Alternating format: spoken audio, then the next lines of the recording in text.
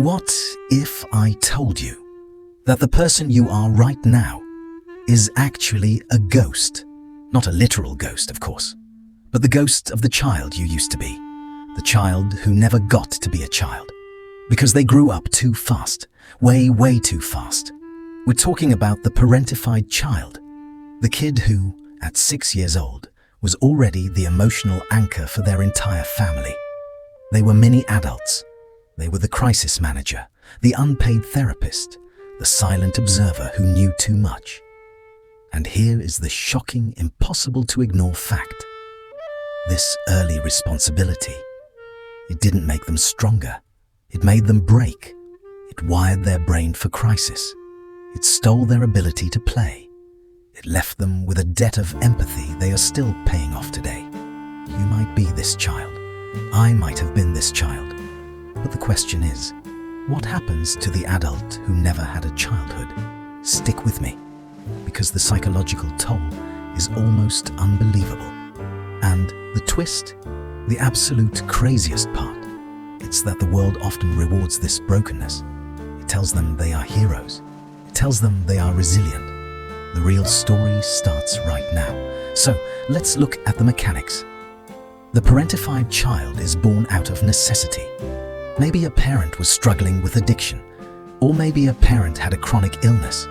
Maybe it was just a chaotic divorce. The point is, the traditional parent-child roles flipped. The kid had to become the parent. They had to manage the bills. They had to soothe the emotional breakdown. They had to cook, clean, and often translate for a non-native speaking parent. This is not normal development.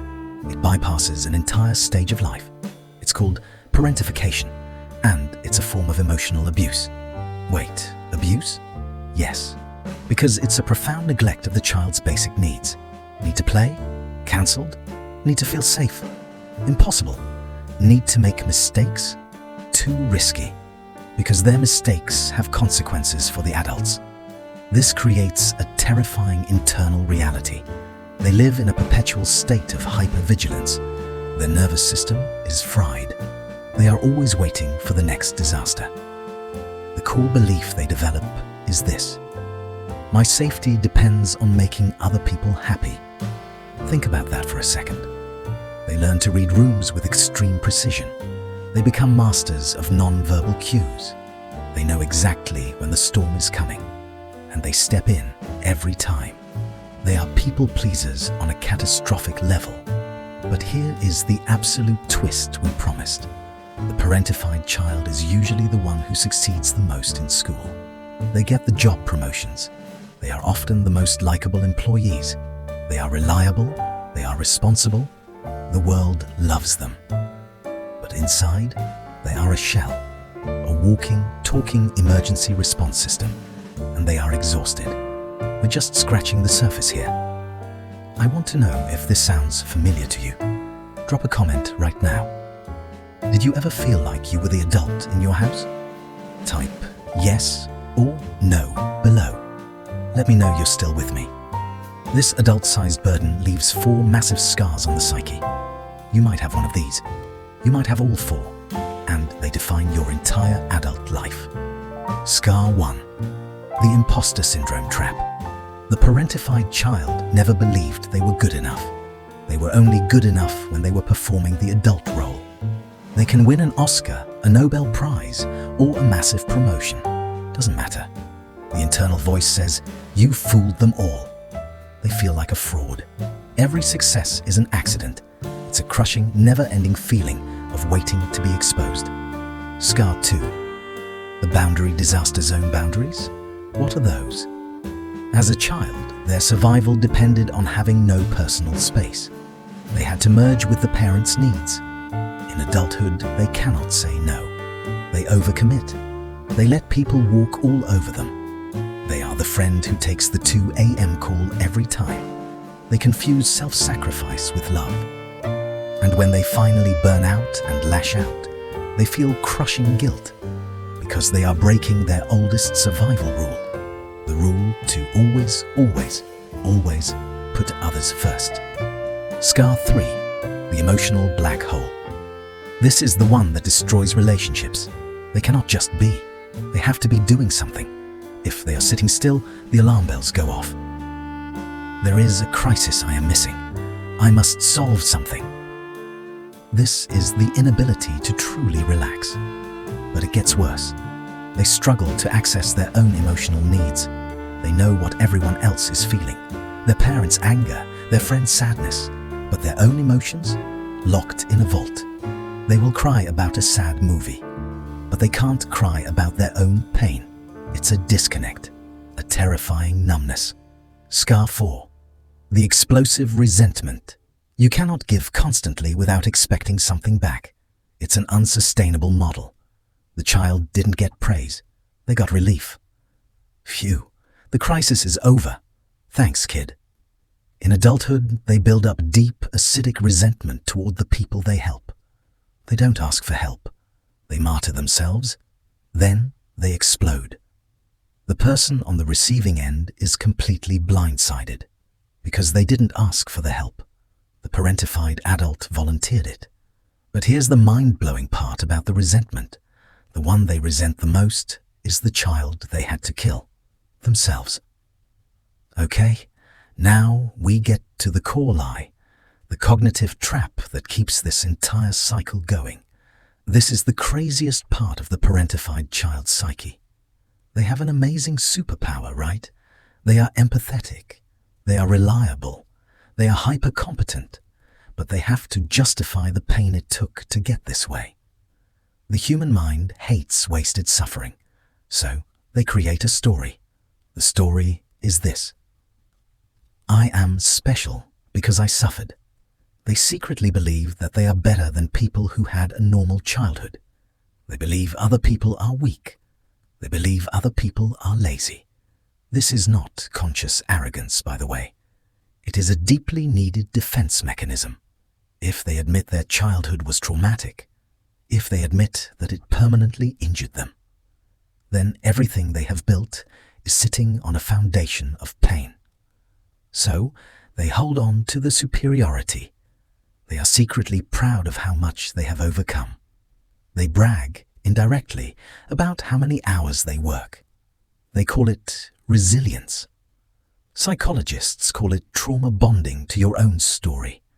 It's a massive open loop. They are constantly trying to re-win the approval they never got. They are constantly trying to re-solve the unsolvable crisis of their youth. They are adults playing a child's impossible game. And this is where the real danger hits. This is the climax of the story. Because they seek out new crises to manage. They seek out partners who are also a project. They seek out friends who are emotionally unstable. They create a life that looks exactly like the chaos they grew up in. Why? Because that's the only place they feel competent. It's the only place they feel needed. It's an unconscious magnetic pull toward disaster. Do you see the cycle? They are trying to heal the child within by repeating the childhood role. It doesn't work. It never works. And the clock is ticking on their burnout. Part 5. Breaking the ghost. 27 minutes to 40 minutes. We've outlined the problem. We've seen the damage. The adult is functioning, but the child is screaming inside. So, how do we stop playing the ghost of our former self? This is not a quick fix. This is a journey. But there are 3 vital steps. Listen closely. Step 1. Name the ghost. You have to accept the label, parentified child. This is not a weakness. It's a diagnosis. It explains why you struggle to relax. It explains your fear of conflict. It explains your constant need to be productive. This step is about externalizing the pain. It's not you that's the problem. It's the role you were forced into. You have to finally, truly mourn the childhood you lost. Grief is the beginning of the healing. Step 2. The art of the no. The parentified child's favorite word is yes. Their survival depended on compliance. We have to retrain the survival instinct. Start small. Practice saying no to minor requests. Say no to coffee when you don't want it. Say no to an extra task when your plate is full. Feel the guilt. Embrace the anxiety. It's the child within panicking, thinking the world is about to end. Guess what? It won't. When you say no to someone else, you are finally saying yes to yourself. This is a retention trigger. You have to start small, but you must do it. Don't close this video until you promise yourself to say no to one thing tomorrow. Step 3. The radical embrace of incompetence. This is the hardest one. The parentified child is a perfectionist. They must be competent to be safe. We have to challenge that belief. You need to deliberately let go of control. Let someone else manage the finances. Let someone else plan the trip. Start a hobby you will be hilariously bad at. Painting, dancing, whatever. The goal is to sit with the feeling of being useless. To know that the world keeps spinning even if you are not saving it. This is how you finally give the child within the permission to play, to be messy, to be silly, to be a person who doesn't have all the answers. And here's the shocking final thought. The real strength is not in growing up fast.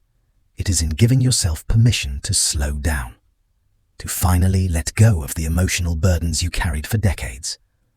The child who grew up too fast is a fighter. They are a survivor. But now it is time to stop surviving and start truly living. You are not defined by the tragedy of your past. You are defined by the courage you have now to heal that past. The ghost is still there, but you can finally tell it, "Thank you, but I'll take it from here." And if any of this resonated with you, if you feel like you finally put a name to the invisible weight you carry, do me a favor, smash that subscribe button. We're talking about massive psychological topics that change lives, and you don't want to miss what we unpack next. I'm thinking about the psychology of the golden child next. And if you need to watch this again, just to hear that it wasn't your fault, do it. The journey starts today. I'll see you in the next video.